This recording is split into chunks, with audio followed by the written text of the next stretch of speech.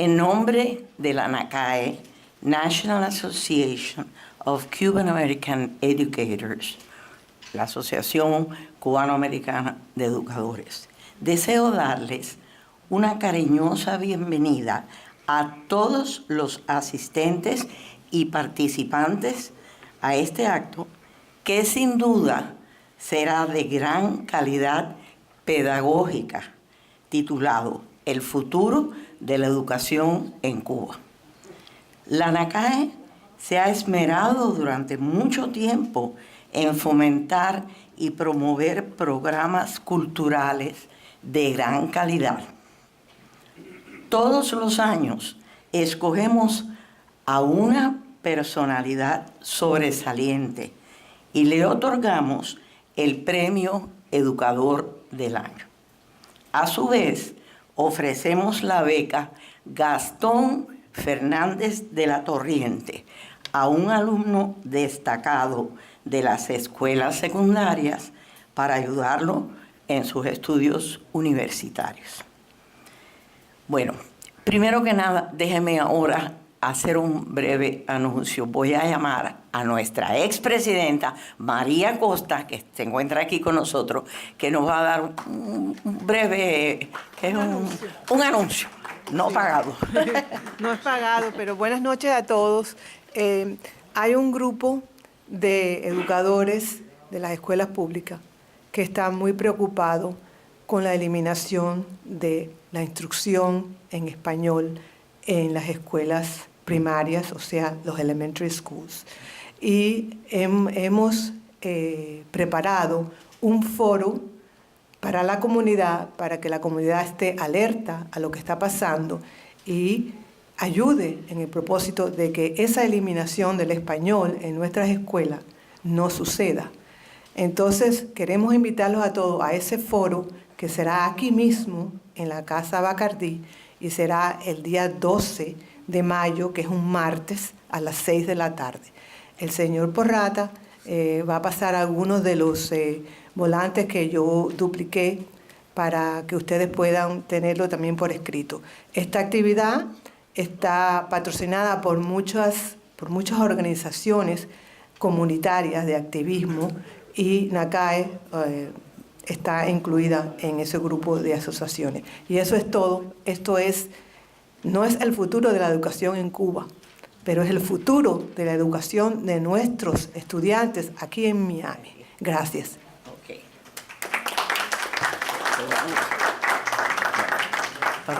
Gracias, María. Acto seguido, tengo el gusto de presentarles a Eduardo Sayas Bazán, nuestro tesorero, que va a ser el moderador del acto. Adelante. Muchas gracias, Ellen. De nada. Muchas gracias, Ellen.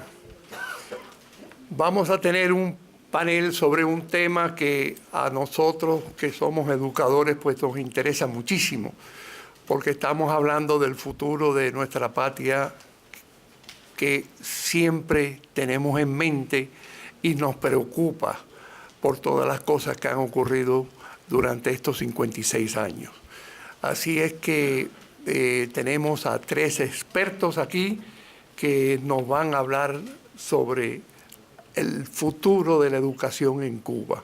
Vamos a comenzar con Graciela Cruz Taura, que es doctora en filosofía, graduada de la Universidad de Miami, profesora asociada de la Universidad de Florida Atlantic, donde se ha especializado en la historia de ideas en la América Latina y en particular en estudios cubanos y cubanoamericanos. La doctora es coautora de varios libros, entre ellos Rehabilitating Education in Cuba, Assessments of Conditions and Policy Recommendations, publicado en el 2003 por Spanish Education, también traducido al español en el 2004, Outside of Cuba, Fuera de Cuba, Contemporary Cuban Visual Artist, publicado en 1989. La doctora Cruz Taura ha ofrecido conferencias en América Latina y Europa y desde el año 2003 sirve en el Consejo de Fideicomisos de Amigos de la Cuban Heritage Collection de la Universidad de Miami. Doctora Cruz Taula.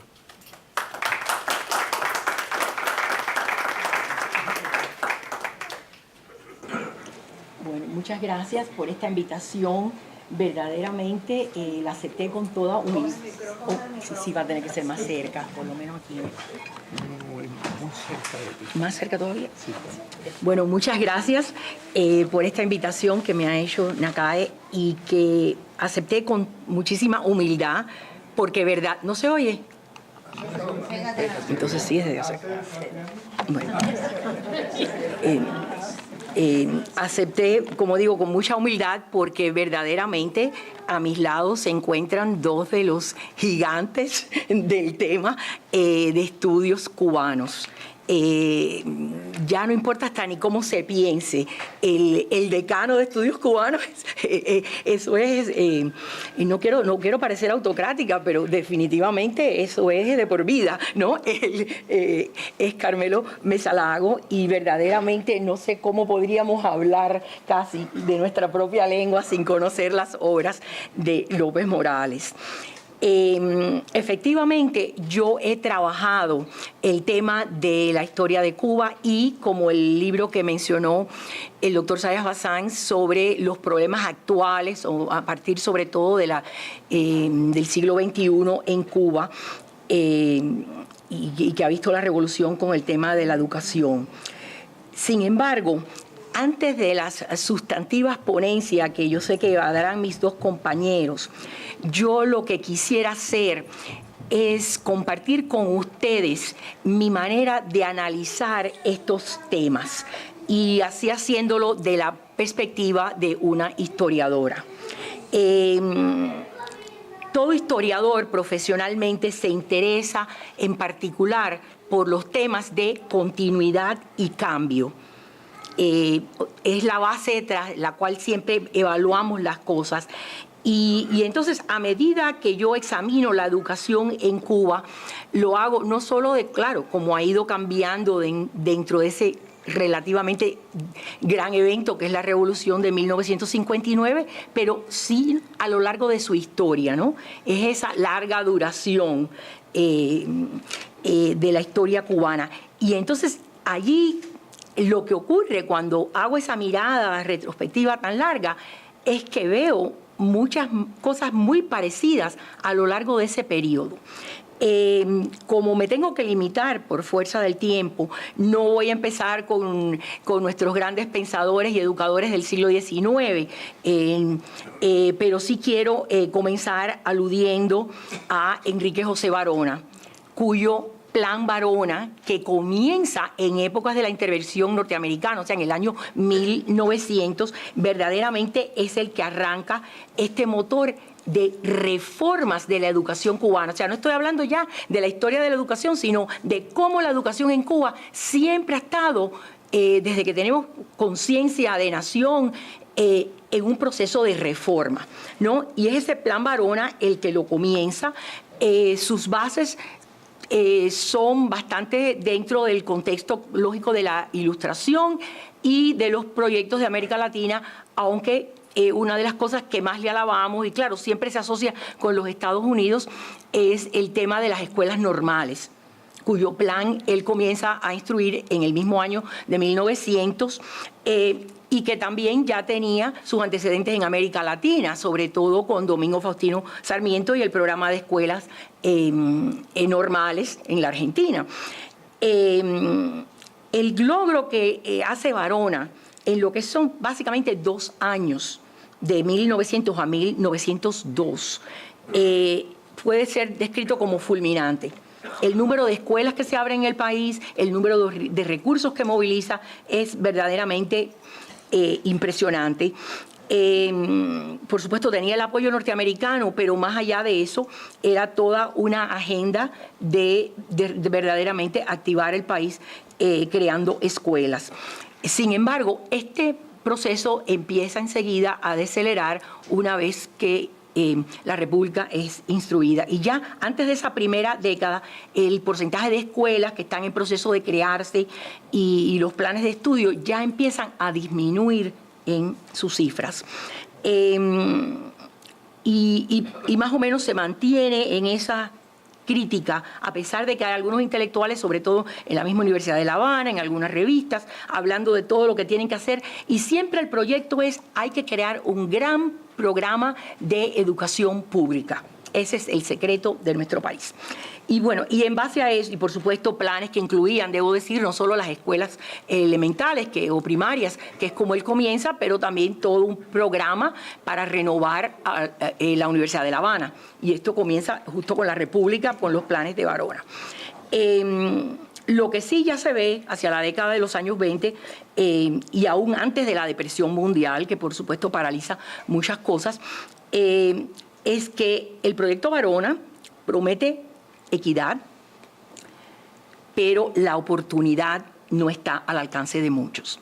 Aunque así todo, vemos que entre equidad y desarrollo, pues siempre está ocurriendo. Y es más, el país verdaderamente está pudiendo absorber estos profesionales que están saliendo. Por supuesto, en la época de los 30, esa generación del 33, surge una nueva generación, en realidad la primera después de nuestra independencia, y de esa generación surge el llamado Plan Remos, que aunque en la universidad se empieza a adoptar ya a fines de los años 30, es más, que creo que fue en el 38 que por primera vez se enseña historia de Cuba en la Universidad de La Habana, pero ya a nivel secundaria ese plan está en vigor hacia el año de 1943. Este era un programa muy ambicioso.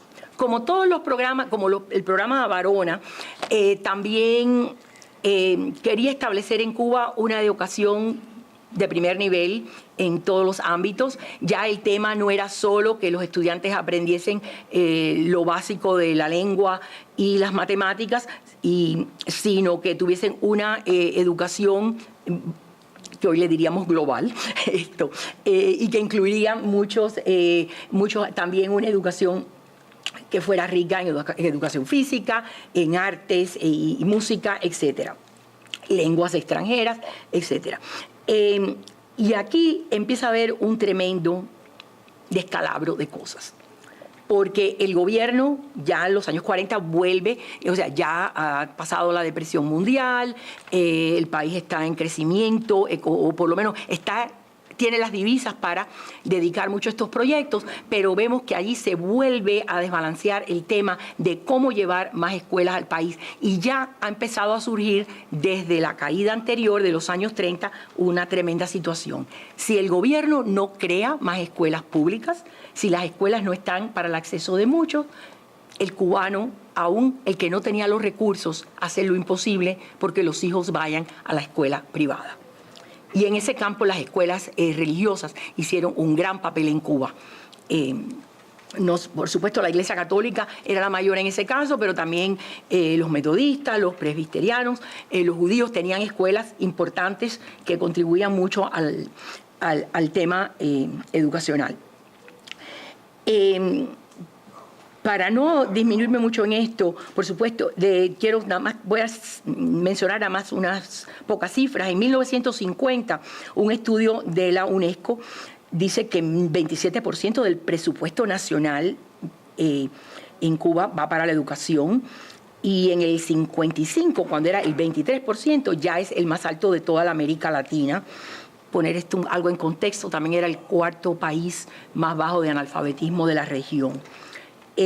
Pero había un problema interno, y el problema interno es que de 1943, cuando empieza ya el nuevo plan Remos y el país se empieza a movilizar después de la depresión mundial, porque estamos en plena guerra, ¿no? Del 1943 al 58, el número de niños en las escuelas públicas del país se mantuvo en el 52%.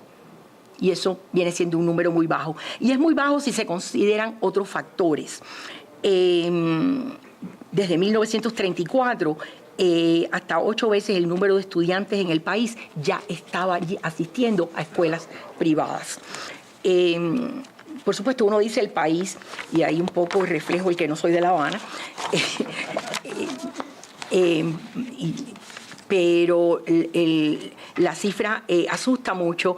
Ramiro Guerra, en un estudio de 1954, establece que 82.5% de la provincia de La Habana está alfabetizada, una cifra altísima.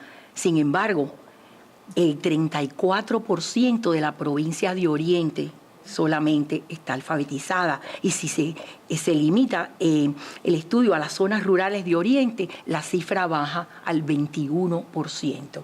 O sea, había un desequilibrio total entre lo que era la capital, luego las zonas urbanas del país y luego lo que era el campo y la escuela rural. Inclusive hubo un estudio muy interesante que hace el Banco Mundial en el año 51 que se llamó la misión Truslow, que dice, ¿por qué no hay logros en una sociedad que tiene todos estos factores y ya tiene estos recursos? Y lo achaca principalmente a que el sistema está muy politizado.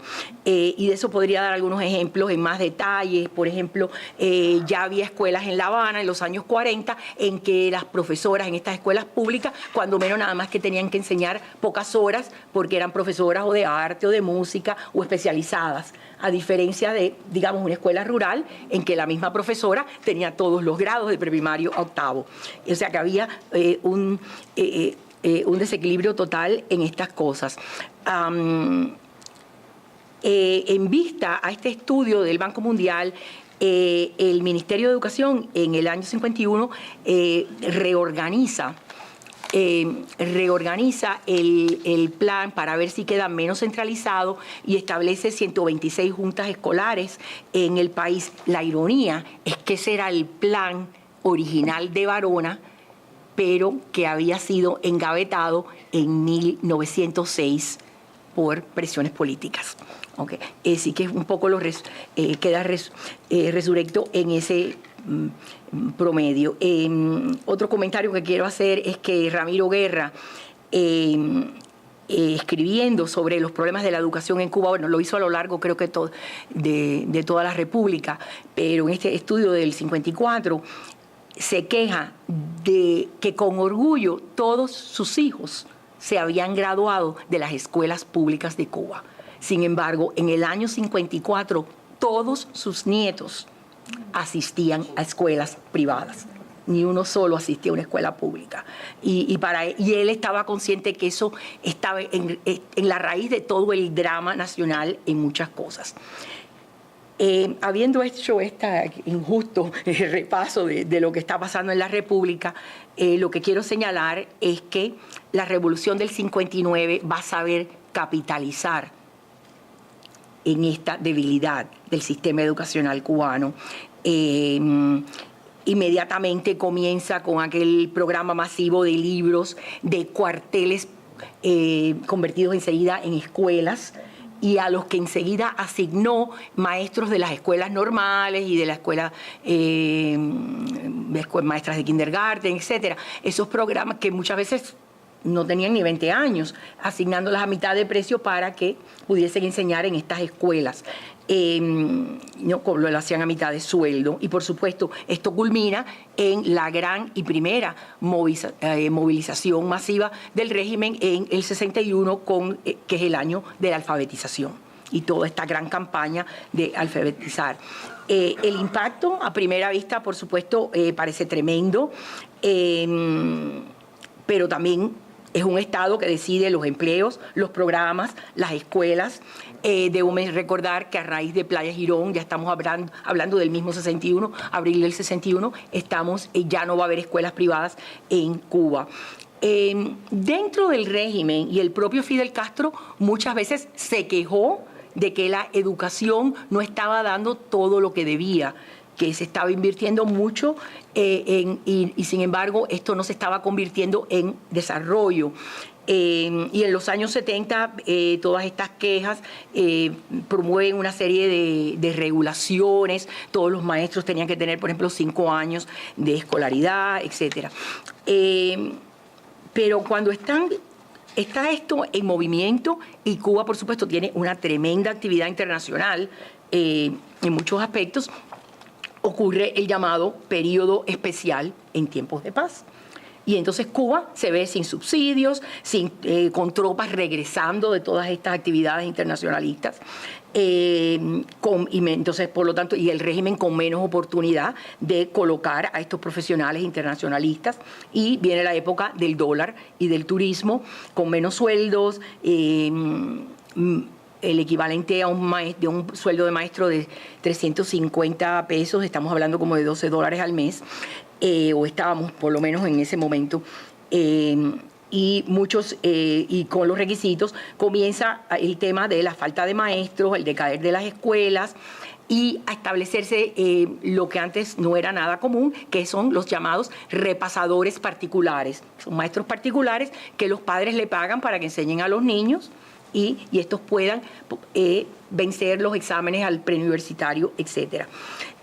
Castro en un momento, en el año 2, está alabando que acaba de graduar a 86.000 maestros emergentes en La Habana.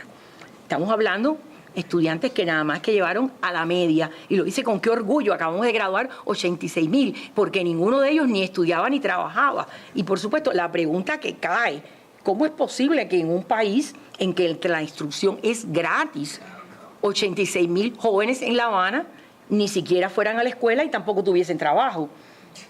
Es como los padres que siempre tienen un certificado médico para que el niño no vaya a la escuela, al campo. Y uno se pregunta, ¿cómo es posible que en un país que se jacta de tener semejante sistema de salud, en la capital, el 25% de los niños necesita un certificado médico que le impida ir a la escuela, al campo? Es obvio que siempre, por otro lado, hay una tirantez en estos temas, pero bueno, no me quiero extender mucho en eso. Otro detalle que quiero señalar es que, por supuesto, siempre hay quienes van a Cuba y están muy entusiastas cuando ven el sistema de salud y el educacional. A mí me llama la atención una tesis de grado hace apenas unos pocos años de Karen Volk en Ohio, y que ella dice que lo que le fascina de todas las maestras que el gobierno le asignó que entrevistar en Cuba es lo entusiasta que son, que todas están bien entusiasmadas, aunque le llama la atención que cuando ella hace alguna crítica, ellas siempre le dan la vuelta y no critican al sistema. Así que por lo menos tuvo la perspicacia de darse cuenta que ninguna de las entrevistadas, pero es como, bueno, el sistema pasa eso. No me quiero extender mucho como digo, porque creo que viene mucho más.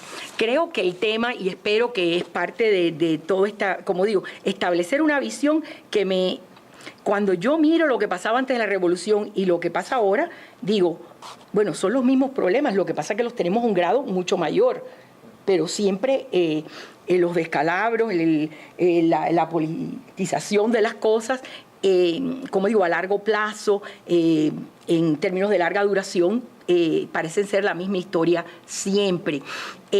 Yo creo que el tema de un país que promete o dice tener equidad y no consigue desarrollo es bien serio.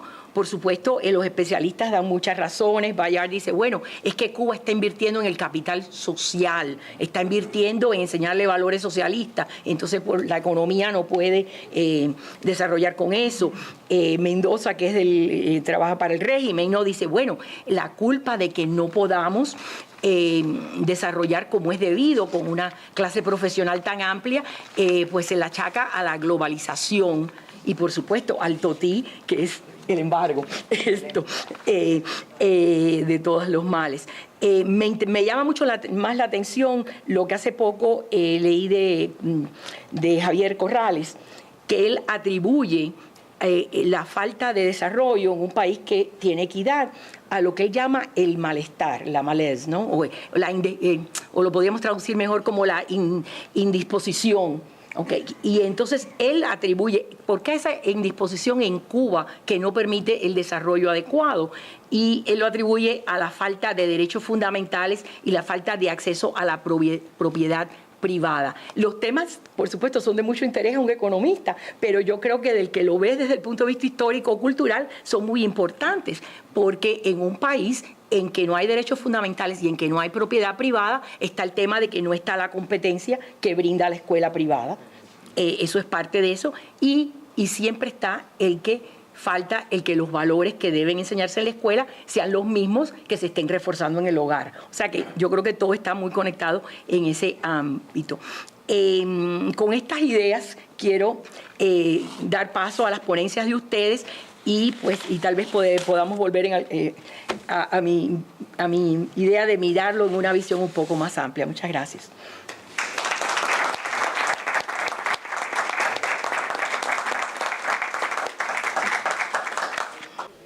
Muchas gracias, Graciela. Después vamos a tener oportunidad de hacer preguntas, así que no se preocupen.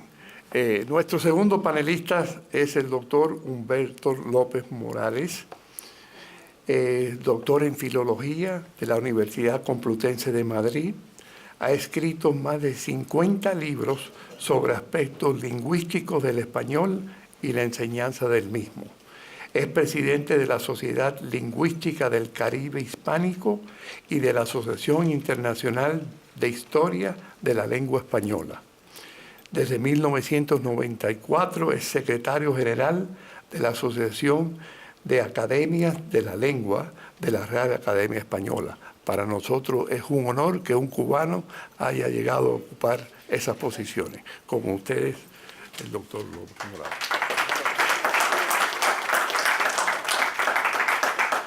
Bueno, estimados amigos, en primer lugar quiero agradecer vivamente, muy vivamente, la oportunidad que me dan de estar en esta mesa junto con estos colegas tan extraordinariamente importantes. Esto está abierto, está cerrado. ¿Más a la boca? Bien, ¿ahora sí? Bueno, vamos a ver. Pues decía que para mí es un verdadero honor estar aquí hoy con todos ustedes y además con los colegas de la mesa. De manera que agradezco muy vivamente el hecho de que me hayan invitado a estar aquí con ustedes. Bien, yo voy a ir hacia el futuro y voy a centrarme fundamentalmente en la universidad. ¿Sigue sin oírse bien? No, que yo no veo. Bueno, pero primero quisiera hacerles conocer, en caso de que no lo conozcan todavía, que posiblemente sí, una carta de un joven cubano. Esa carta pasó por toda Europa, por América, por todos sitios y afortunadamente, cosa que no es muy común, llegó a mí, al despacho de la Real Academia Española. Dice: ha llegado a mis manos el texto de una carta a un joven cubano que se va, en la que desde Cuba el politólogo cubano Rafael Hernández, con un tono muy moderado y hasta comprensivo, recuerda a su destinatario las ventajas del gobierno revolucionario que deja atrás, entre ellas la enseñanza, que la señala como principal privilegio de gratitud. Poco después, dicha carta fue respondida por otro cubano, Ibén López Morreal, de 28 años, y desde hacía muy poco radicado en Bulgaria. En ella recuerda al señor Hernández algunos aspectos de la auténtica realidad de la isla. En cuanto a la educación se refiere, dice en esa magnífica carta lo siguiente: en estos 22 años que menciona, he visto degradarse el país por el que tanto lucharon mis padres. Me habla usted de las conquistas sociales de la Revolución, de la educación y de la medicina. Voy a hablarle de mi educación.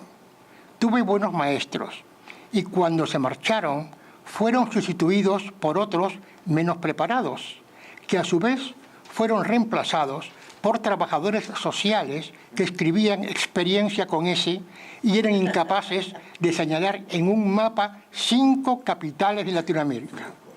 Esto no me lo contaron, lo viví. Mis padres tuvieron que contratar maestros privados para que yo aprendiera de verdad. No lo pagaban ellos, sino una tía mía radicada en Toronto. De modo que si somos honestos, Buena parte de la formación que tengo se lo debo a los clientes del restaurante griego donde trabajaba mi tía. Pero hay más. En tiempos de mi hermana mayor, era extremadamente raro que un alumno sacara la nota de 100. En mi época, el 100 se volvió algo común. No porque los alumnos fuésemos más brillantes, sino porque los profesores bajaron sus exigencias para maquillar el enorme fracaso escolar. ¿Y sabe usted una cosa? Yo tuve suerte porque los que venían detrás de mí, en vez de maestros, tuvieron en el aula un televisor. Si esto era, y así es, ya no causa la menor sorpresa que en un vídeo grabado en Cuba a maestros de primaria y de secundaria, muchos de ellos dijeran sin dudar que los Estados Unidos tenían frontera con Australia, entre otras cosas similares o incluso peores. Toda exégesis eludo. Vamos entonces a entrar en la materia. Más tarde o más temprano, la situación de Cuba está destinada a cambiar. Y sin duda llegará el momento en que algunos, esperemos que los más preparados, tendrán que sentarse a pensar en serio en la nueva Cuba. Es cierto que no se parte de la nada, que ya contamos con valiosas monografías y con apuntes serios y rigurosos, pero se trata de trabajos, en su mayoría aislados, que apuntan en direcciones muy diferentes. En la actualidad, al margen de la calidad y de las ofertas, están otras variantes de universidad, que es a donde voy a hacer hincapié fundamentalmente. Por una parte están las estatales y las privadas, y por otra las presenciales, las que operan a distancia, a través de la televisión y de Internet, y por último, las mixtas. Las universidades privadas no son de la incumbencia directa del gobierno de la nación, aunque por su fundación y funcionamiento necesitan de la correspondiente acreditación. Vayamos al grano. La Universidad Cubana presente y futuro. Pensando siempre en las necesidades y en la unidad nacional, se propone que en la nueva Cuba haya 3 grandes universidades estatales, en orden de fundación: la Universidad de La Habana, la Universidad Marta Abreu de Santa Clara, Las Villas, y la Universidad de Oriente, en Santiago de Cuba. Todas ellas serán o serían absolutamente autónomas sin la menor injerencia del gobierno de la nación. Las restantes 11 llamadas universidades que ahora existen deben desaparecer en su momento, no sin antes llevar a cabo un examen muy detenido de todas ellas por detectar a los actuales miembros del claustro que cuenten con excelente formación, titulación de centros universitarios prestigiosos y currículos adecuados. Estos profesionales pasarían a formar parte de las 3 grandes universidades, los 3 grandes centros del país, si así lo desearan. En lo que serían las 3 grandes universidades cubanas, se llevarían también a cabo estas mismas pesquisas: programación académica general, asignaturas y programas, libros de texto y, en caso de haberlos, materiales de consulta, exámenes u otras formas de convalidar el aprendizaje, etc. Sin embargo, el Estado ayudará a los profesores que académicamente lo merezcan, independientemente de sus preferencias políticas, a completar las formaciones inacabadas, si este fuese el caso. De acuerdo a los datos que se obtienen en estas pesquisas, podrían ser parcial o totalmente reestructuradas y, sobre todo, actualizadas. Las revisiones exhaustivas estarían a cargo de varias comisiones internacionales integradas por personal docente y administrativo y representantes del Viceministerio de Educación, otra cosa que se propone. Una de estas universidades contará con instrucción presencial y también con un rico sistema de educación a distancia. En un país de la geografía de Cuba no se explica la presencia de tantos centros, en su mayoría precarios, que solo logran rebajar la calidad de la enseñanza debido a un cúmulo de circunstancias, desde las que resultan las bibliotecas raquíticas y los laboratorios precarios, en caso de haberlos, para no decir nada de sus currículos y de la formación académica de una buena parte de ese profesorado. Para garantizar la mejor formación posible de los alumnos que no vivan en las ciudades respectivas, se podría crear, por una parte, en los casos en que la distancia lo permita, un sistema especial de transporte para trasladar a los alumnos de sus lugares de vivienda a los centros universitarios. Cuando la distancia no ayude a utilizar este sistema, los estudiantes se hospedarán en colegios mayores, en residencias universitarias o en dormitorios que se crearían ad hoc en todos los centros universitarios o en sus alrededores. En los casos de imposibilidad de traslado debido al trabajo, impedimentos de salud o de cualquier otra circunstancia, se podrá acudir a los cursos a distancia que solo exigirían algunos contactos presenciales en determinadas ocasiones. Nadie que cumpla con los requisitos establecidos se quedará al margen de la formación universitaria. La finalidad nacional será la de formar hombres y mujeres, cuantos más mejor, que cuenten con una educación de excelencia, rigurosamente al día, con técnicas y saberes que ayuden al desarrollo del país y que colaboren de manera decisiva al bienestar de todos los ciudadanos. La universidad de hoy tiene poco que ver con el pasado, aunque sea un pasado inmediato. Ya podrá suponerse que en el caso de Cuba, que lleva medio siglo férreamente anclada en ese pasado, los futuros centros de educación superior, y no solo las universidades, tienen que pasar por una reestructuración total. Los requerimientos del mundo de hoy y la imperiosa necesidad de atender a las demandas de una sociedad moderna, ágil y actualizada, la obligan a reinventarse en todos los sentidos. Es más que evidente que una universidad de nuestros tiempos tiene que dar respuesta a las demandas de sus respectivas comunidades. Es cierto que una casa de altos estudios no puede abandonar, tampoco repetir tópicos anquilosados, su atención a la cultura humanística, su estudio y difusión adecuada. Pero también lo es que en este mundo de hoy resultan medulares para el progreso social especialidades tales como la empresa, la medicina, la arquitectura, entre varias otras, a las que es necesario dedicar atención especial en busca de logros de absoluta prioridad, actualización y modernización. Pero nada de esto será posible si la universidad no forma adecuadamente a los protagonistas de toda esta actividad. Para ello, el Estado tiene que primar la creación de empresas, industria, finanzas, agricultura, construcción, transportes, comercio, ensamblajes, servicios, etc. Pero esto se hace imposible si la universidad no forma adecuadamente a los protagonistas de esta actividad.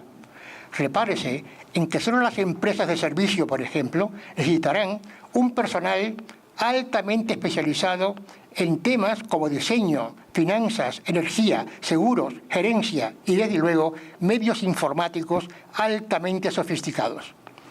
Aquí no hay novedad alguna.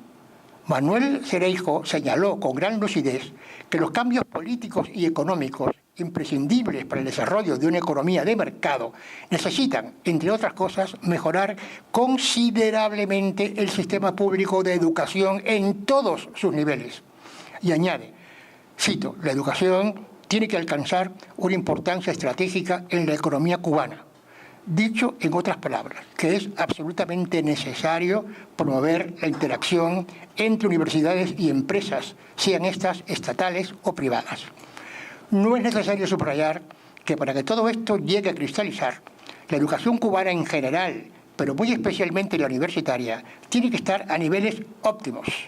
Nuestros centros de alta docencia deben llegar a estar muy actualizados a nivel internacional, en primera línea, como con unos claustros bien escogidos y con ofertas académicas muy atractivas. Bien entendido que no puede existir de ninguna manera, como es bastante común en muchas universidades, ese enorme hiato que existe entre la preparación que proporciona la universidad y lo que actualmente exigen las empresas. Gerardo Castillo, que mucho ha estudiado todo esto, ha subrayado que el perfil de graduado universitario medio se queda muy corto en comparación con lo que realmente necesitan las empresas.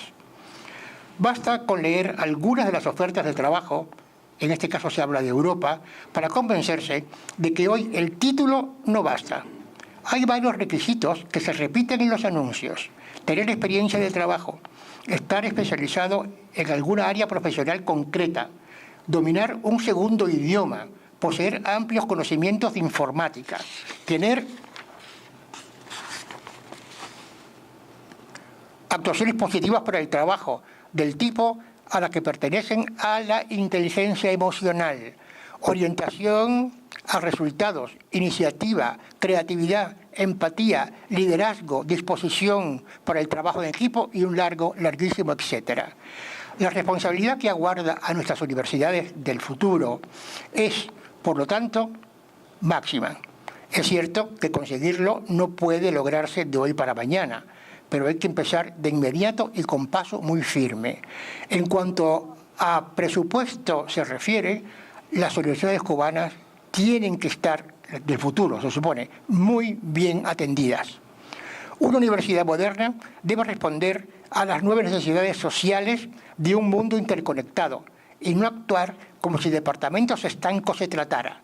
Muchos de los modelos académicos actuales no se corresponden con la realidad, bien porque son obsoletos, que es lo que pasa en Cuba exactamente, bien porque tienen muy bajo nivel de calidad, que también pasa en Cuba. Este peligro de conjunto de factores puede contribuir, y no poco, a la alta tasa de fracaso escolar que experimentan muchos centros educativos de alta docencia, especialmente europeos, es cierto. Pero si algo tiene que evitar la universidad es precisamente la existencia de esta tasa. La educación hoy tiene que estar mucho más conectada con la realidad que la circunda y no producir modelos, sobre todo industriales, que ya son absolutamente inoperantes. No hay que mirar al pasado. Hoy, varios factores de suma importancia, globalización, Internet, nuevas y novísimas tecnologías, tercerización de la economía y la irrupción de nuevos y grandes países emergentes han hecho tambalear los pilares de la antigua educación, vigente hace apenas unos 15 años, que han dado al mundo un vuelco mayor que el operado en los últimos lustros.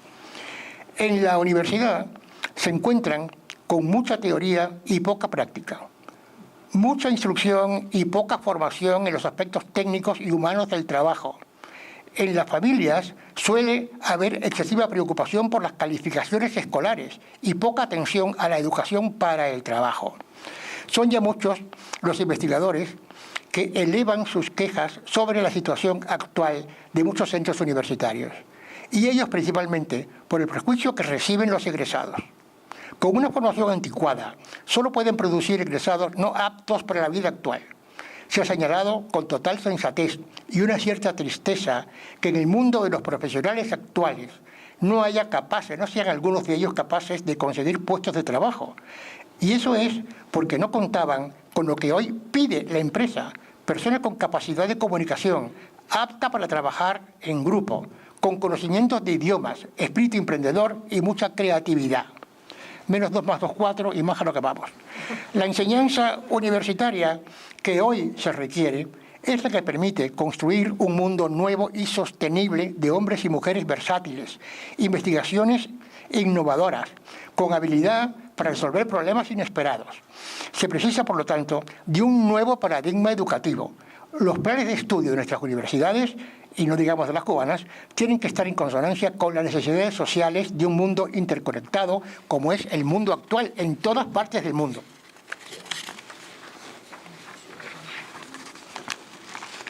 No corren hoy los mejores tiempos del mundo. En Cuba, desde luego, desde hace muchos años que no corren, pues los recursos disponibles tampoco son los de antes. Luego es imprescindible corregir cualquier desproporción que exista entre los recursos invertidos en nuestros centros universitarios, sean los que sean, y los resultados obtenidos. ¿Qué se necesita? Primero, cuidado extremo en el exceso y dispersión de la oferta de las universidades, rechazando aquellas titulaciones que no entusiasmen o que proyecten considerable abandono, muchas veces por innecesarias y quizás hasta por inútiles. Hay que luchar contra el exceso de ofertas y la innecesaria dispersión que ocasiona. Trabajemos para llegar a disponer de planes de estudio actuales y de un profesorado muy preparado, también actualizado, estimulado y entusiasta. Así, el futuro de la universidad cubana estará, sin duda alguna, asegurado. Mirémonos en el espejo español actual y el exceso de ofertas de centros de estudios superiores. Hay en España 79 universidades con 236 recintos universitarios que ofrecen 2.413 grados, 2.758 másteres y 1.689 doctorados. Pero el 30% de las titulaciones universitarias cuentan con menos de 50 alumnos, que es el mínimo para conseguir la optimización económica de la universidad. A ver de propuesta inicial, susceptible de ser estudiada con cuidado, las universidades cubanas deberían contar con las siguientes facultades: Facultad de Administración de Empresas, Facultad de Arquitectura, Facultad de Ciencias Físicas, Químicas y Matemáticas, Facultad de Ciencias de la Información, Facultad de Ciencias Políticas, Facultad de Ciencias Sociales y Derecho Público, Facultad de Computación Informática, Facultad de Derecho, Facultad de Economía, Facultad de Educación, Facultad de Farmacia, Facultad de Humanidades, Facultad de Ingeniería, Facultad de Medicina, Facultad de Ontología y Facultad de Veterinaria, más las que pudieran fundarse posteriormente de acuerdo a las necesidades del país. Con respecto a las facultades, el trío de ases, que en la actualidad siempre gana en casi todo el mundo occidental en cuanto a oferta laboral, está integrada por las facultades de Medicina, Ingeniería Industrial y Administración de Empresas. Y ello se debe a que presentan las mejores cifras en cuanto a salidas profesionales, y por eso especialmente las dos últimas son las más demandadas por las empresas. Pero la medicina es una profesión única y la salud es muy importante, importantísima para todo ello. Sin embargo, están apareciendo nuevas y no tan nuevas carreras que empiezan ahora a despuntar debido al número de especializaciones de determinadas profesiones y sobre todo al desarrollo de nuevas tecnologías. Es el caso, por ejemplo, de la ingeniería biomédica, la biotecnología y la comunicación digital. Por otra parte, alrededor de la medicina se están potenciando cada vez más la odontología, la farmacia, la enfermería y la fisioterapia. Y es que a nivel internacional se están experimentando continuos cambios que exigen de profesores capaces de adaptarse a nuevas formas de empleo y ocupaciones, de desarrollar una actividad productiva junto a otros profesionales en proyectos multidinarios a través de un espíritu creativo y emprendedor. De aquí que todas estas facultades, más o menos tradicionales, deberían contar con varias especialidades. Por ejemplo, la Facultad de Pedagogía podría ofrecer literatura en psicopedagogía, licenciatura en psicobiología, licenciatura en educación física, licenciatura en la enseñanza de lenguas extranjeras, principalmente el inglés, maestría en audición y lenguaje, maestría en educación especial, maestría en educación musical. También las otras facultades podrían ofrecer diversas licenciaturas, maestrías y doctorados.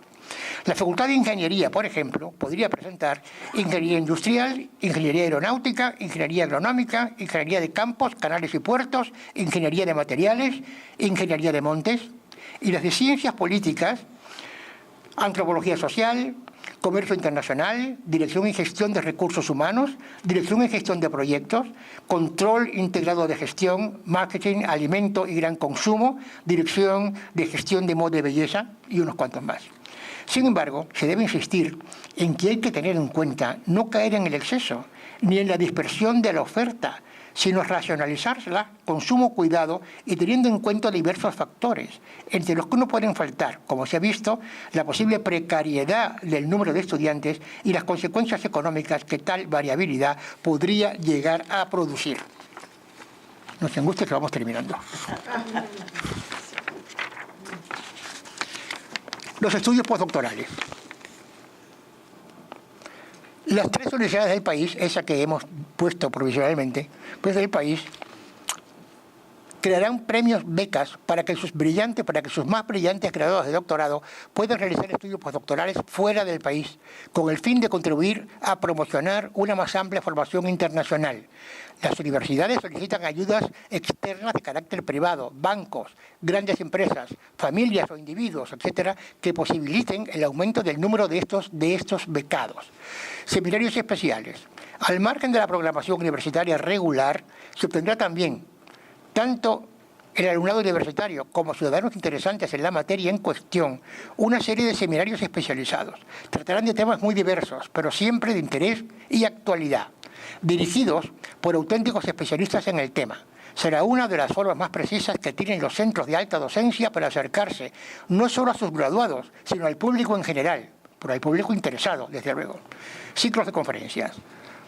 Los ciclos de conferencia en esta ocasión son muy diversos. Con muy diversos profesionales, persiguen ofrecer a los egresados de las universidades cubanas lo último de las del futuro, claro está, lo último de la investigación realizada en diferentes partes del mundo de la innovación. El propósito principal es mantener al día a los graduados de nuestros centros universitarios. Habrá traducción simultánea cuando se trata de individuos que manejan lenguas ajenas al español o al inglés. En la mayoría de estas ocasiones, la universidad que auspicie estos encuentros podrá invitar a los interesados libre de costo. Presentación de películas y documentales. Otro renglón de las nuevas universidades cubanas que las nuevas universidades cubanas deberían cultivar es la presentación de películas y documentales que expongan en sus argumentos, investigación, adelantos de la ciencia y de las letras, vidas de sabios investigadores, etc. Películas o documentales que generalmente no llegan a la pantalla o a las pantallas comerciales. Habrá subtitulación en los casos en que estos materiales fílmicos estén en lenguas diferentes al español o al inglés. Y por último, o casi por último, presentación de libros. También importante, muy importante para toda la comunidad universitaria, es la presentación de libros de reciente impresión que traten de temas de especial atención para diversos grupos de graduados universitarios y que podrían ser adquiridos en las librerías universitarias a precios verdaderamente especiales. Mantener al día en todos aquellos asuntos que interesen a los egresados de nuestras universidades es una misión de gran utilidad para todos. A estos actos podrían también asistir, libre de costo, los jóvenes universitarios que se encuentren en la redacción de sus tesis doctorales y especialmente también aquellos que trabajen en su tesina de maestría. Si se logra conseguir todo lo apuntado en estas breves líneas, el futuro de la universidad, de las universidades cubanas sobre todo, será una muy, muy hermosa realidad. Muchas gracias.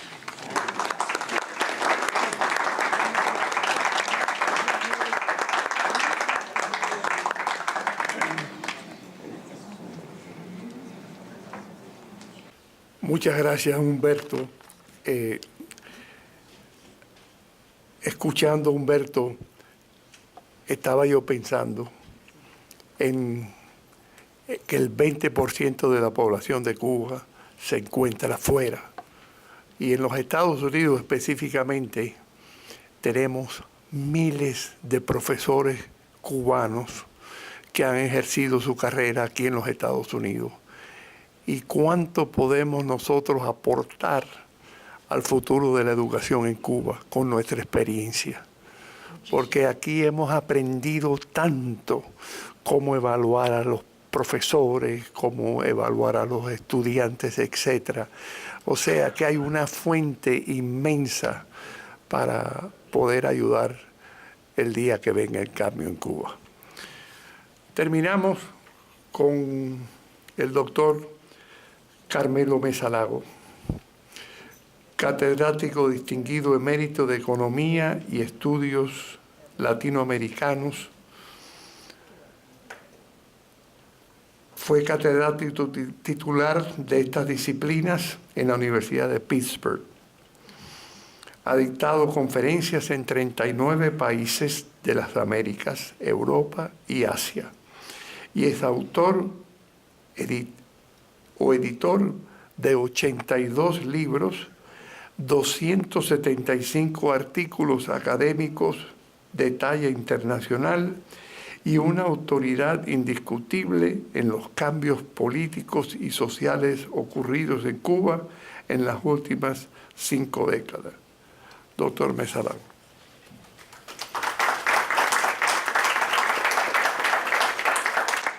Es un gusto estar aquí con ustedes. No sé, ustedes que están sentados allí, no sé si pueden ver la pantalla. Qué bien. Bueno. Después, aquí tienen ustedes un resumen de lo que voy a presentar. No sé si lo verán. No, no hay problema. Bueno, Primero les voy a hacer un resumen de los problemas actuales de la educación en Cuba, por supuesto muy breve, y planteo que está afectada la educación por 3 factores. El primero es el rápido envejecimiento de la población. El segundo es el recorte en los gastos de educación bajo las reformas económicos, sociales, estructurales que lleva a cabo Raúl Castro desde 2007. Y el tercero es el descenso en la calidad de la enseñanza. Y después, en la segunda parte, voy a hacer algunas recomendaciones para el futuro. Humberto López Morales nos ha dado una lista muy detallada de las cosas que se deben hacer en la educación. Yo voy a enfocar esto un poquito más desde un punto de vista económico, aunque has tratado también ese tema en términos de ponerse al día, de la tecnología, etcétera. Bueno, entonces comienzo con el primero, que es el rápido envejecimiento de la población. No sé si ustedes saben que Cuba tiene la segunda población más envejecida de América Latina y el Caribe. El país que la tiene más viejo, digamos, es Uruguay. Pero para el 2025 ya se predice que Cuba será más vieja que Uruguay. Esto es un problema muy serio porque ha resultado en varios años en caídas absolutas del número de la población. O sea, en términos absolutos la población se ha reducido.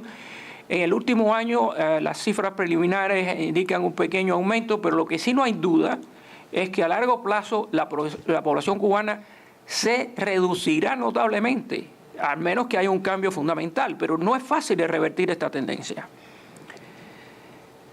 ¿Cómo esto afecta a la educación? Pues tenemos un problema, y es que el grupo joven, los habitantes entre 1 y 14 años, se están reduciendo, no solo proporcionalmente, sino también en términos absolutos, de manera que hay menos alumnos, digamos, para la escuela elemental. Y vamos a ver que ha habido una caída notable en la matrícula a nivel primario o elemental.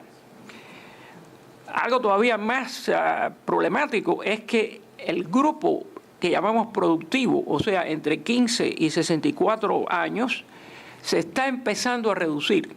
Este grupo es fundamental porque es el que financia lo que yo llamo las colas joven y vieja, o sea, los del 1 a 14 años y los de 15, de 64 y más. De manera que está contrayéndose, o sea que aquí hay un problema muy serio de la tasa de dependencia, que es muy difícil de resolver en el futuro y que afecta especialmente a la salud y a las pensiones, porque las personas están viviendo más años, de manera que reciben sus pensiones por periodos más largos y además viven más tiempo y sufren enfermedades que no son curables, son terminales y son muy costosas. Y bueno, el grupo más viejo, para que tengan la cifra más reciente que la he encontrado hace 2 días, ya el 20% de la población cubana tiene más de 64 años. El 20% de la población cubana va con una velocidad extraordinaria.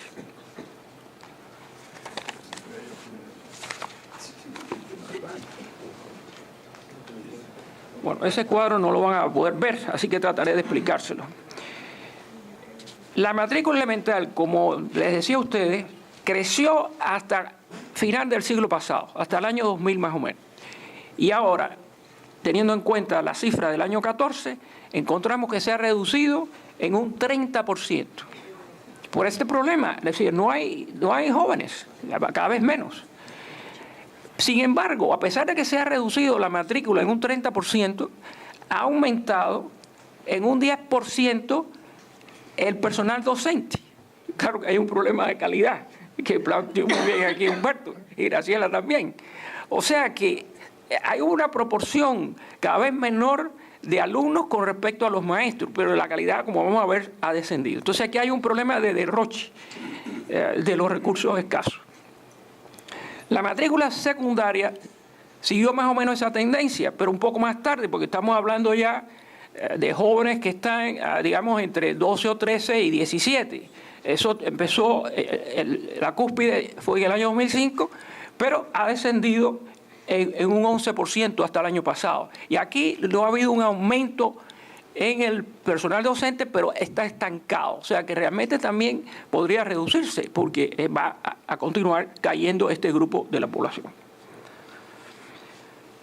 Bueno, y en la educación superior, yo estaba oyendo, Humberto, esa lista de las tremendas universidades españolas. Yo tengo el placer de haberme graduado en la Universidad Complutense como él. Es impresionante, pero déjenme contarles esto. En el año 2003, Fidel Castro lanzó un programa llamado La Batalla de Ideas. Lo que él tenía en mente era universalizar la educación superior, o sea, que todo el mundo tuviera un título universitario. Y en 3 años, escuchen esto, creó 3.000 campus universitarios municipales. 3.000. O sea, que pasamos casi a España. Y yo cuando esto salió publicado dije, pero ¿dónde van a sacar los maestros para enseñar en estos 3.000 campus universitarios? ¿Qué calidad van a tener a estudiantes? Y sobre todo, lo más importante, después que se gradúen, ¿dónde van a trabajar? Bueno, déjenme decirles que esto desapareció. Las cifras estadísticas muestran que ya no hay estos campos universitarios, los liquidó Raúl Castro porque eran simplemente ineficaces. Bueno, también además se creó un programa que ustedes recordarán de trabajadores sociales, que al final lo dedicó Fidel a controlar el fraude en el despacho de gasolina, porque había una serie de filtraciones. Entonces estos individuos que fueron entrenados para el trabajo social fueron dedicados para otra cosa que no tenía ningún sentido. Eso se cerró también. También había cursos para jubilados, universidades populares, todo eso se acabó. Ahora, lo que quiero mostrarle aquí, y es una pena que no pueden verlo, pero aquí yo he comparado la matrícula universitaria en 3 periodos. Ven aquí 1, 2 y 3, y aquí estas son las disciplinas, ¿no? Yo no le he puesto las cifras absolutas porque se vuelve muy complicado, ¿no? Nomás que le he puesto los porcentajes. Y el primer periodo, que es este que está aquí, empieza en el año 89, que es el año anterior a la gran crisis, después de la caída de la Unión Soviética y el bloque socialista, y termina en el año 2007, donde hay esa cúspide de la batalla de ideas de Fidel. Bueno, vean ustedes esto, que es algo extraordinario. En este periodo, aquí, humanidades y ciencias sociales aumentaron 3.943%.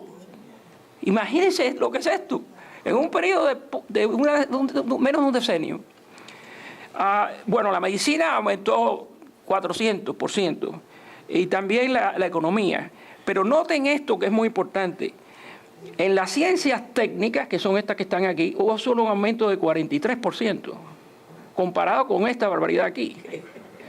En agronomía hubo solo 38%, y ahora viene lo peor, que en las ciencias naturales y matemáticas a las que se refería Humberto, hubo un decrecimiento de un 39%. De manera que por una parte hubo una explosión de humanidades y ciencias sociales, y por otro lado las carreras que son fundamentales para el desarrollo, como plantearon ustedes dos, las ciencias, las matemáticas, las ciencias naturales, etcétera, se redujeron o crecieron muy poco. O sea que es una cosa totalmente irracional, y que por supuesto planteabas tú esa declaración de Fidel que decía, bueno, estamos invirtiendo tanto en la educación, pero no vemos los resultados en la economía, porque su propia locura lo que hizo fue asignar los recursos de una manera totalmente irracional. Ahora, ¿qué pasa después? Bueno, yo les voy a mostrar las cifras, pero lo que ocurre es que cuando Raúl Castro toma el poder, entonces viene una reducción muy grande de esta matrícula, porque era insostenible financieramente, y además los resultados eran pobrísimos, que después plantearé. Ahora vean ustedes que aquí todo empieza a bajar. En el total hubo una reducción de un 72%, ¿lo ven ahí? Pero hay algunas cosas, aquí hay algunos casos en que hay un 83% de caída, pero no es suficiente, como van a ver después. Pero miren lo que pasa aquí, por ejemplo, hay un aumento que es positivo, pero muy pequeño, en ciencias naturales y matemáticas, un aumento de un 13% contra caídas en el resto. Ahora, aquí lo que yo he hecho en esta última columna es comparar cuál era la matrícula universitaria en el año 1989, antes de la crisis y el periodo especial que nunca se acaba, y el año pasado. Bueno, ahora vean ustedes lo que pasa aquí. Primero quiero que vean esta cifra de abajo. Yo no puedo ver muy bien, pero en fin, un 14%. O sea que a pesar de toda esta locura, de esta explosión aquí, en relación con el 89, todo esto son cifras oficiales de Cuba, ¿eh? Esas son cifras oficiales de Cuba, no son de la UNESCO, ni las han sacado los periódicos. Está en las estadísticas de Cuba, la nueva estadística de Cuba. Hay una caída de un 14% con respecto al año 89. Bueno, pero miren, aquí todavía, en Humanidades y Ciencias Sociales, como ustedes ven, hay un aumento extraordinario. O sea, estamos hablando de 4 veces la matrícula que había en el año 89. O sea, que no se puede resolver el problema. Esto tomará muchísimos años para que pueda enfrentarse. Bueno, entonces el segundo tema es el recorte en los gastos educativos por las reformas económicas estructurales de Raúl Castro. En el año 2007, por primera vez, Raúl Castro aceptó que los servicios sociales de Cuba eran financieramente insostenibles, textualmente. Era algo que habíamos estado diciendo los economistas por muchísimos años, pero no se nos hacía caso. Entonces, por fin aceptó porque simplemente no podía seguir.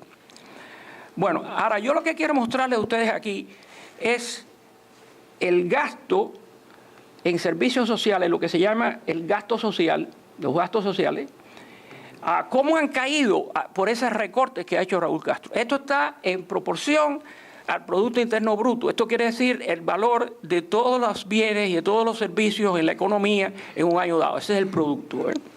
Y es lo que utilizamos generalmente para hacer estas comparaciones. Fíjense que esto alcanzó un 55.4% del Producto Interno Bruto. No había otro país en América Latina que tuviera. Es una barbaridad. Más de la mitad está en los servicios sociales. Esto se refiere... Pero el azul es el presupuesto. Sí, perdón. El azul es el presupuesto, es un porcentaje del presupuesto, y el rojo, tienes razón, Oscar, ese es el Producto Interno Bruto. Entonces, claro, el Producto Interno Bruto es mucho más alto que el presupuesto.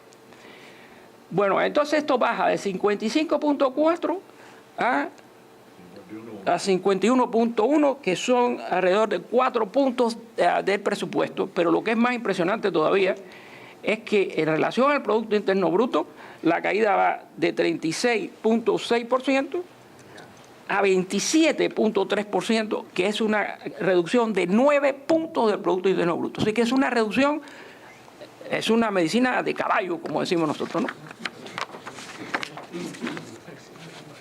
Y claro, la educación es parte de esta cuestión. Aquí entonces les estoy mostrando el recorte de los gastos de educación, que es un componente del cuadro anterior, como porcentaje del PIB. Aquí no está el presupuesto, lo quise simplificar, y como ven ustedes, hay una caída de 14.1% del 2008, que es cuando comienza esto, a 10.8% en el año 2003, es una caída de 3 puntos porcentuales del Producto Interno Bruto en la educación. O sea que imagínense el impacto que tiene esto. Humberto nos hablaba de la necesidad de financiar adecuadamente la educación, etcétera. Bueno, aquí estamos regresando en realidad. Miren los programas que se han creado. Yo quisiera poder hablar de la salud, porque cuando los digo la gente no me lo cree, pero les voy a hablar de la educación, que es el tema que nos reúne hoy a nosotros. Los programas creados por Fidel, que han sido cerrados por Raúl Castro. Los 3.000 campos universitarios desaparecieron. La Escuela de Trabajadores Sociales desapareció. Las universidades populares y programas para jubilados desaparecieron. Las escuelas secundarias en el campo, las escuelas rurales, que era una de las grandes conquistas, y los preuniversitarias en el campo desaparecieron. La educación técnica y vocacional, que es muy importante porque en Cuba se está desarrollando todo un sector no estatal o privado, emergente, que muchos de estos oficios requieren entrenamiento no universitario ni de técnico medio, sino vocacional. Pues entre el año 2007 y el 2014 se redujo en 37%. En resumen, la matrícula total en todos los niveles, primer, elemental, medio, universitario, profesionales y técnicos, se redujo 36% entre 2007 y 2014. Imagínense lo que significa esto. Pero no es solo un problema de descenso en los números, también hay un deterioro muy importante de la calidad. Y esto comenzó en la crisis de los años 90, el llamado periodo especial, y se acentuó entre 2003 y 2007. Hay una escasez enorme de maestros, a pesar de que ha habido un aumento en los pedagogos graduados en la universidad. Y la razón es muy sencilla, que lo que le pagan es una basura. Entonces, simplemente buscan empleo en el sector privado. O sea, un maestro puede ganar mucho más trabajando como un taxista o, qué sé yo, atendiendo en un paladar, en un restaurante pequeño familiar, que con el sueldo de maestro. Así que tiene un éxodo que ocurre por el problema de falta de incentivos para trabajar.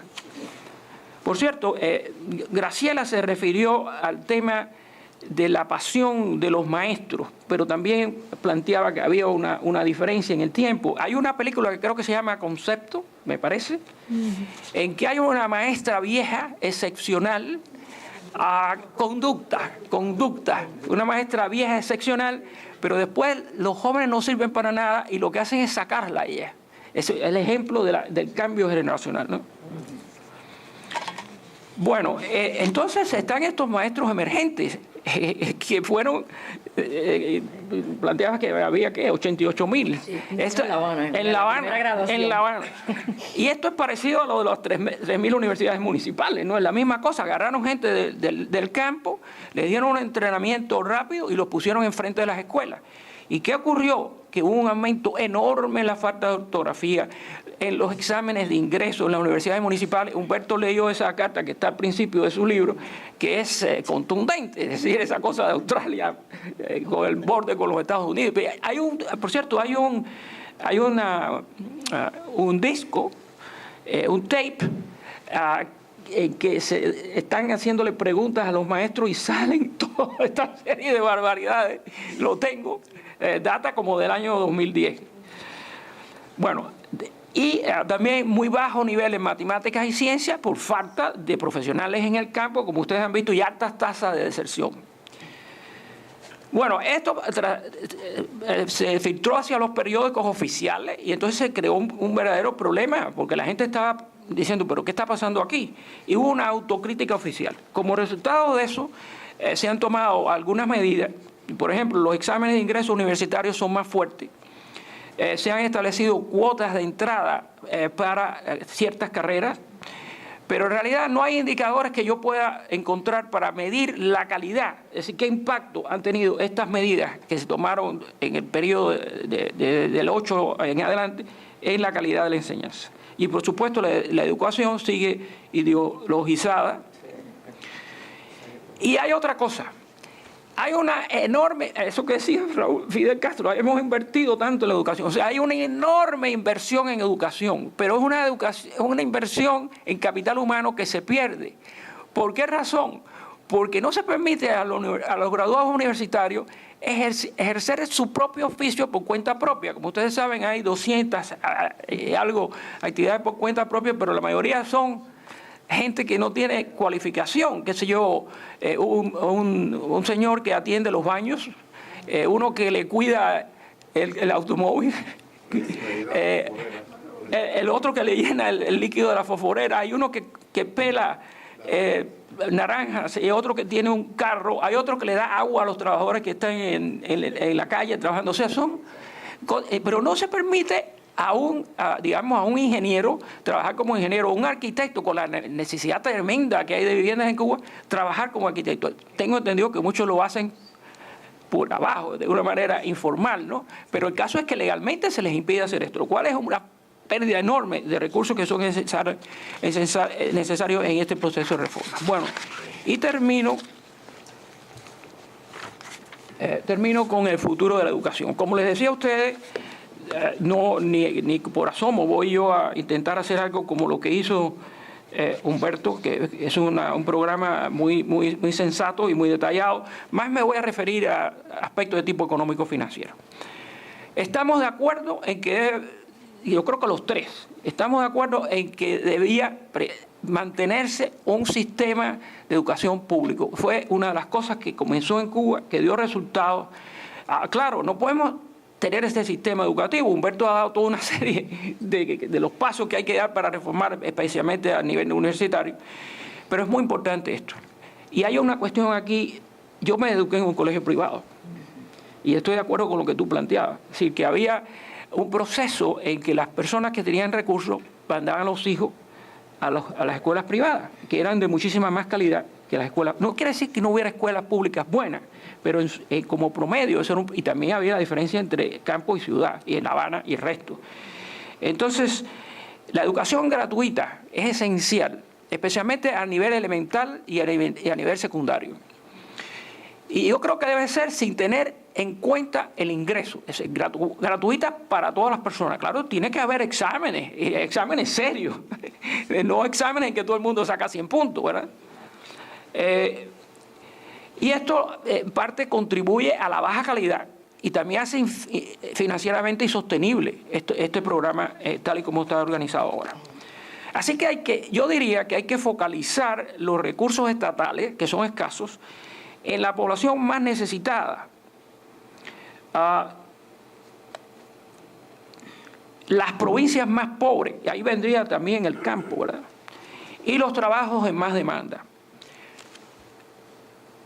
La universidad es gratuita en Cuba para todos, pero resulta que las personas de alto ingreso, y hay personas que tienen alto ingreso en Cuba, hay una desigualdad enorme en el ingreso hoy. Hay una población muy amplia con muy bajo ingreso, pero hay un grupo en el tope con muy alto ingreso. Las personas que tienen alto ingreso debían de pagar su matrícula universitaria, porque realmente ellos están recibiendo un beneficio que pueden financiar. Y esto podría ayudar a financiar a aquellos que no tienen los recursos. Aquí hay Humberto planteaba en su libro, porque no tuvo tiempo de decir aquí, que la universidad debía ser en parte financiada por el Estado, pero también por los ciudadanos. Pero yo diría que siempre que el estudiante sea talentoso y demuestre su capacidad, habría que tener becas gratuitas para toda esta población de bajo ingreso para que tenga acceso, siempre que tenga capacidad y que haga el esfuerzo necesario. Bueno, y hay que reducir recursos en la primaria y en la secundaria, porque sabemos que el número de estudiantes se va a reducir. Lo que hay es que aumentar la calidad de los profesores, y para eso hay que pagarles mejores salarios, porque los salarios que tienen ahora no sirven absolutamente para nada. Y también, y estoy de acuerdo con esto, con Humberto 100%, es que hay que reasignar los recursos ajustando la educación a la demanda del mercado interno y mundial competitivo. Por ejemplo, fíjense que Cuba están haciendo unas reformas estructurales desde hace 7 años. Ustedes saben que en Cuba no hay una escuela de administración de negocios en todas esas universidades que hay en el país. No tiene sentido de ninguna clase. No hay una sola escuela de administración de negocios en Cuba. En los años 90, la CEPAL, que es la Comisión de las Naciones Unidas para América Latina y el Caribe, creó una maestría en economía. Claro, no le llamaron economía de mercado porque no le hubieran dado posibilidad de dar los cursos, pero tenían excelentes maestros. Nada más que permitieron una inscripción de 15 personas en ese curso de maestría, 15 personas, y el curso duró 3 años. Después vino una universidad de Murcia, en cooperación con la Iglesia Católica, y abrieron otro programa de maestría, y creo que duró, me parece que 3 años, y se cerró. Entonces, lo primero que hay que hacer es crear una escuela de administración de negocios en 3 o lo que sean las universidades que hay en Cuba, porque es de una importancia excepcional. Bueno, también banca, seguro, esos son sectores vitales para el desarrollo económico del país, especialmente con un sector emergente no estatal. Y la educación técnica vocacional, que se ha restringido cuando se necesita, porque, mire, hay un programa que está financiado por el grupo de estudios sobre Cuba, aquí en Miami, de entrenamiento de cuentapropistas. Ya han graduado como 2.000 personas. Yo no sé cómo lo hacen, pero están graduando a la gente. Eso es lo que hace falta, entrenar a esa gente para que tengan los instrumentos a fin de llevar los negocios de una manera exitosa. Bueno, hay que sacar toda esa ideología de la educación debe ser lo más objetiva posible. Ya mencioné lo de los salarios adecuados, pero para pagar salarios adecuados a los maestros, las reformas estructurales tienen que tener efecto, porque llevamos 7 años de reformas estructurales, pero no ha habido crecimiento en la economía. Si el promedio del crecimiento económico en Cuba en los últimos 7 años ha sido un 2%, y el año pasado, de acuerdo con las cifras oficiales, fue 1.3%. La CEPAL ordenó a Cuba el año pasado el 5º país con la tasa de crecimiento económico más bajo en los 35 países de América Latina y el Caribe. De manera que la agricultura ha crecido a una tasa de 1%, aunque se hicieron una reforma del usufructo en el 2008 y otra en el 2012. No ha funcionado porque no hay simplemente, se le ponen trabas, se le ponen impuestos, se le ponen obstáculos, o sea, no hay incentivos para la gente para producir. Bueno, y hay que reducir la tasa de deserción, que Graciela se refirió a esto, especialmente a nivel superior, y evaluar los logros educacionales con normas de calidad más rigurosas, de lo cual habló en mucho detalle Humberto. Y por supuesto, permitir a los maestros y a los profesores trabajar por cuenta propia en cooperativas y en el sector privado. Debe haber también escuelas privadas, especialmente universidades privadas. Y por último es otorgar autonomía financiera a los institutos de investigación a fin de que puedan recibir ingresos por la colaboración internacional. Les voy a poner un ejemplo sobre esto. No sé cuántos de ustedes están conscientes de que Cuba, a partir del año 1986, creó un polo científico con una planta fenomenal física, equipo traído de todas partes del mundo, biotecnología, neurología, toda una serie de vacunas, etcétera, de adelantos, y que ellos estaban vendiendo al extranjero, especialmente a América Latina, porque los mercados en América del Norte y en Europa son muy competitivos, o sea que no podían entrar ahí. Bueno, pues cuando empezaron los problemas financieros en los 90, lo que hicieron fue, ellos todo lo que ganaban lo reinvertían. Lo reinvertían para mantener el equipo, para pagar buenos salarios a los investigadores, pero como todo depende del Estado, el gobierno decidió que toda la utilidad se la pasaran al gobierno. Entonces el gobierno le da una fracción. Bueno, hubo un éxodo de biotecnólogos, conozco a varios de ellos que están en los Estados Unidos, otros se fueron a España, y por supuesto la calidad bajó de una manera considerable. O sea, tienen que tener autonomía, de la misma manera que la tiene una universidad, tienen que tener los institutos de investigación. Bueno, muchísimas gracias por su atención.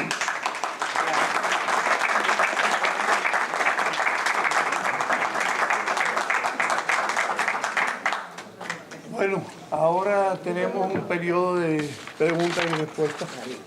Yo tengo una pregunta con referencia a todos esos estudiantes de Centroamérica y de Sudamérica que fueron a estudiar a Cuba todo tipo de carreras profesionales.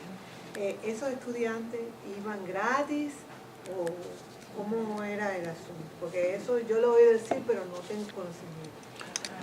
Miles de becas gratis. Y la casa sucia. Ahora voy a decir lo que pasó. La isla de la juventud, toda. La isla de la juventud. Totalmente. La cantidad de millones de dólares que se gastaba en eso normalmente era enorme. Y se me ocurrió decir en un trabajo que publiqué, yo no sé, hace como 5 o 6 años, que debían de eliminar eso. Porque ¿cómo es posible que Cuba esté reduciendo el gasto de educación para el país y esté pagando? Eso es muy bonito, es decir, desde un punto de vista humano, también es políticamente muy rentable, porque igual que los médicos que van a atender afuera, que por cierto eso los pagan, y las cifras que he visto de los últimos 3 años es que se va reduciendo muy rápido. Esas matrículas se han dado cuenta que simplemente no pueden financiarlas, Entonces vivían en Cuba gratis. Sí, se le pagaban todos los estudios, se le pagaba alimentación y vivienda. Y el viaje. Y también había un programa para minorías norteamericanas poder estudiar medicina en Cuba, que yo creo que todavía está vigente.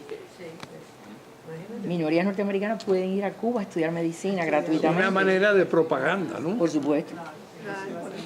Sobre el tema del futuro de la educación en Cuba, sería interesante en este reunión plantear que en vista del futuro ya se están haciendo cosas interesantes, discretas. Por ejemplo, la institución teresiana, que fundada por el humanista y pedagogo español Pedro Poveda, que contribuyó a la reforma de la educación en España antes de la guerra civil y después de la guerra civil, y que trabaja en muchos proyectos socioeducativos en diferentes partes del mundo, ya está presente en Cuba, trabajando muy discretamente, por ejemplo, en la diócesis de Holguín, en la diócesis de Ávila, entrenando muy discreto todo, maestros de escuelas públicas en unos, lo he leído en unos cursos de verano con maestros, por supuesto católicos, que trabajan en escuelas públicas y de manera muy discreta están trabajando en ciertos proyectos, porque para trabajar en el futuro hay que estar presente. Entonces están como haciéndose presente para influir de cierta manera en intentar mejorar a través de sus movimientos socioeducativos un posible camino en cómo mejorar cuando exista la posibilidad la educación en Cuba, como todo, como muy bien explicó la doctora, como el proyecto de Varona y los demás, estos proyectos. O sea que ya hay algo muy discreto que se están intentando hacer, no solamente a la institución teresiana y otros movimientos. Lo interesante es que podríamos hacer nosotros para sentar las bases de una educación. La iglesia tiene varios proyectos en Cuba. Yo sé que, por ejemplo, la Arquidiócesis de Santiago tiene varios proyectos precisamente dando cursos de administración de empresas y cuentapropistas y ese tipo de cuestiones. Lo que pasa es que esto se hace a un nivel que no se le puede dar mucha publicidad. Humberto, ¿quieres hacer algo? Yo tengo una pregunta. Yo quisiera preguntar al doctor Martínez Sadago, ¿qué el presupuesto que debe tener un país, qué proporción hay dedicada a la educación, la óptima? ¿La quita? ¿5%? ¿20%? El problema no es solo el porcentaje del presupuesto, sino de la forma eficiente que se gasta el dinero. De manera que decir un 26%, eso depende de la calidad de los profesores, de los instrumentos que estén disponibles en las aulas. Yo creo que eso es casi o más importante. Puede ser que sea un presupuesto más reducido, pero si se hace de una manera eficiente, rinde más. En Costa Rica, por ejemplo, ustedes saben que en la Constitución hay un artículo que es una cosa totalmente loca desde un punto de vista legal, que fija un porcentaje del Producto Interno Bruto que se debe dedicar a la educación. Claro, eso es el secreto de que Costa Rica avanzara muchísimo, ¿verdad?, en ese campo, aunque en realidad comenzó antes de la Constitución del 48, porque estaban bastante adelantados en ese campo. Pero yo no pondría nunca en una ley un porcentaje, es algo que tiene que ser decidido por los técnicos y sobre todo midiendo la calidad y la eficiencia del gasto público en la educación. ¿Quieres decir? Buenas noches, mi nombre es Margarita y escuchando esta conferencia y hablando del futuro de la educación en Cuba, no hemos hablado aquí del concepto del Community College, que es tan fabuloso, que ha ayudado a tantos estudiantes. O sea, en Cuba, que yo sepa, no se conoce ese concepto. En Miami-Dade College está a la vanguardia de ese tipo de educación. ¿Cómo ven ustedes la idea de incorporar el concepto de Community College a la educación superior? Bueno, es que en el sistema cubano está el preuniversitario. Entonces el estudiante que al terminar, pero el estudiante que al terminar la media va a un preuniversitario, ya se sabe que está en vías de la universidad, de un programa terciario. Y el que no, pues iría a una escuela vocacional o técnica. Y en Cuba siempre se trató de hacer eso en otras cosas. O sea que yo creo que el tema del community college en Estados Unidos también surge cuando, que ahora parecería risible, pero cuando estaban subiendo los costes universitarios. Entonces era una manera de que, eso fue en la época de Kennedy, de regar y aprovechar que los estudiantes pudiesen tener ese escalón, digamos. Exacto. Me llama la atención en las cifras que presentó sobre las distintas carreras, que una de las carreras en Cuba que más ha perdido es la de educación física. Inclusive en el fíjate que tenía un presupuesto muy alto. Muy alto. Les digo, un número de matrículas muy alto, extremadamente alto. Y después sí, de 208, pero fue un 72% sí. Y después un promedio del 14%. Y esto me llama la atención porque si hay un campo en el que Cuba ha tenido mucho éxito, ha sido en el de la educación física. Lo he usado también de propaganda, pero ha sido una área que inclusive yo creo que ha habido un verdadero desarrollo cultural en Cuba de mucho más interés por todo lo que es deporte.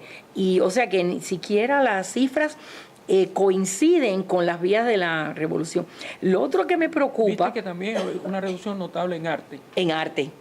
Y eso me llama la atención, que inclusive en letras no tanto como en arte, donde Cuba también, digamos que se ha defendido a nivel internacional muy bien y muy bien representada.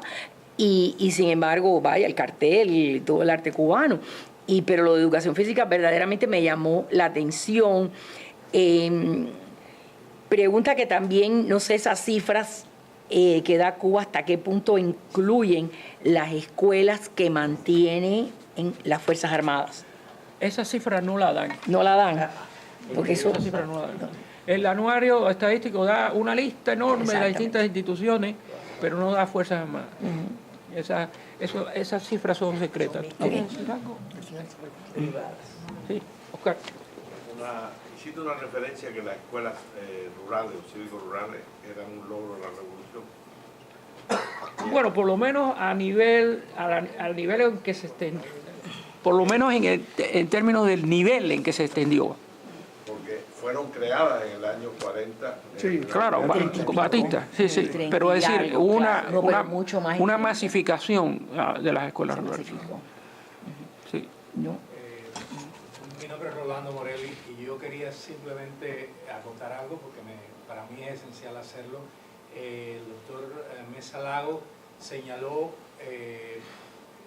un poco como el comienzo de toda esta crisis, el periodo especial. Yo trabajé hasta mi salida de Cuba en el año 80. Bueno, en ese momento ya estaba trabajando en la universidad, pero trabajé por muchos años con el instituto, lo que se llamó originalmente Instituto de Superación Educacional, que luego pasó a ser el IPE. Y es cierto que en ese momento se dedicaban muchísimos recursos, incluso en la televisión, en lugar de comerciales había muchos spots publicitarios para enseñar a la gente a hablar, para mejorar la dicción, una serie de cosas.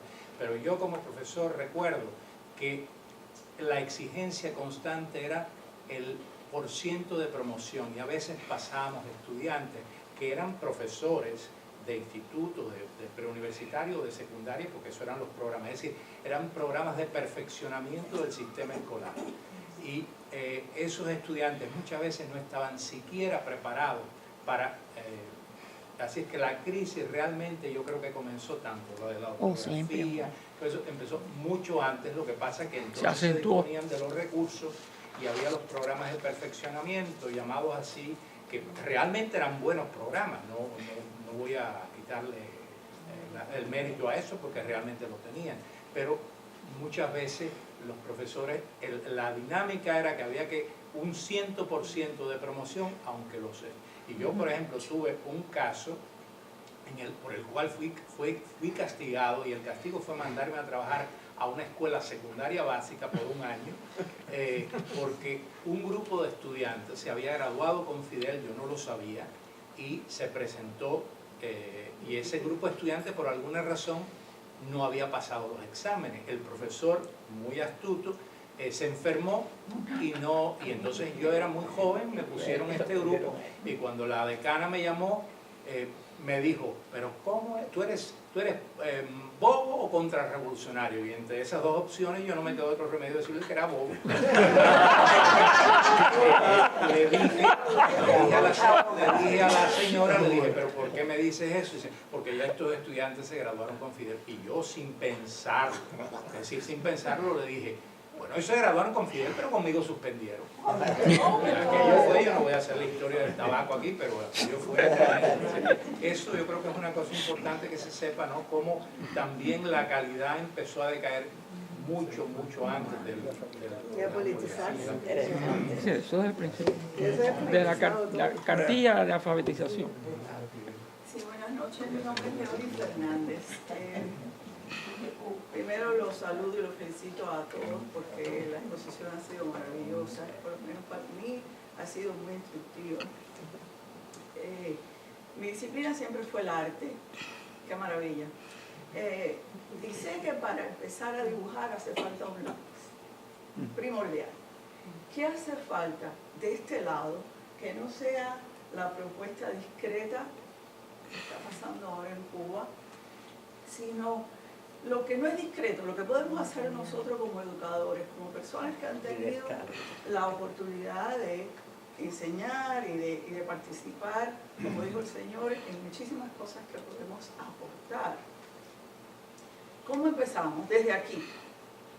Ya sabemos que el destrozo es increíble, pero ¿qué podemos hacer nosotros de este lado para mejorar eso, sin llegar al sistema de Cuba, porque obviamente eso es imposible, porque hasta que ese sistema no cambie, hasta que no haya una economía, hasta que no haya propiedad privada, todo esto es, creo yo, humildemente, esa es mi opinión. Pero ¿qué podemos hacer? No discreto, no queremos discreción. ¿Qué podemos hacer desde este lado? En unas personas que sean ¿quieren saber algo? No sé. Se lo dejo a ustedes que son. Bueno, es que yo no sé absolutamente nada de eso, lo siento, pero no tengo nada que decir al respecto. Ni idea. No tiene nada que decir al respecto. No, es que no soy maestro, no lo he sido nunca. Entre nosotros podríamos hacer una reunión. Sí, un problema que tenemos es el siguiente. Hay actividades como la que mencionó este señor, que le llamó discreta. Yo mencioné también lo del entrenamiento de los cuentapropistas, que es un programa establecido, cada vez tiene más alumnos. Pero son cosas muy pequeñitas. Y además vienen respaldadas o por la iglesia o por un grupo económico que tiene recursos para poder invertir y además capacidad para hacerlo sin conseguir el rechazo del gobierno. Nosotros no podemos organizar un equipo de gente que ayude si el gobierno no nos autoriza para hacerlo. Entonces, en todo este proceso de normalización, hay gente que son muy pesimistas sobre esto. Yo trato de ser optimista en la vida, porque si no, realmente ya tengo 80 años, sé que lo único que puedo hacer es aspirar a que las cosas mejoren, ¿verdad? Pero pienso que hay una oportunidad y hay un reto. Hay que ver qué es lo que va a hacer el gobierno cubano, porque tiene que dar algo para que este proceso se dinamice, ¿verdad?